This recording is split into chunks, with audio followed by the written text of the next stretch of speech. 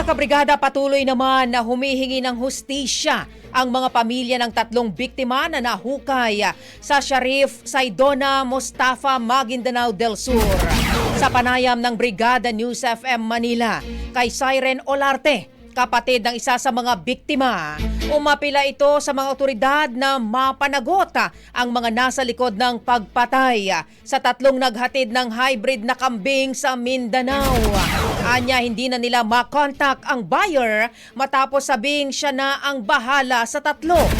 Sa ngayon, kasalukuyan ng nakaburol ang 3 lalaki sa kani-kanilang lugar sa Calatagan, Batangas. Sana po, tulungan niyo po kaming bigyan ng usisa. Yung 3. Talaga pong hindi po talaga nila deserve. Sobrang sakit po na aalis sila dito na masaya, uuwi silang wala ng buhay.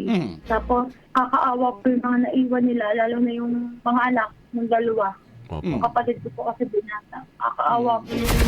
Bago ito mga kabrigada, una nang sinabi ng Bangsamoro Autonomous Region Police na meron na silang 2 person of interest sa krimen. Iniimbestigahan na nila kung sino ang mga naging katransaksyon ng mga biktima at patuloy din nilang hinahanap ang sinakyang L300.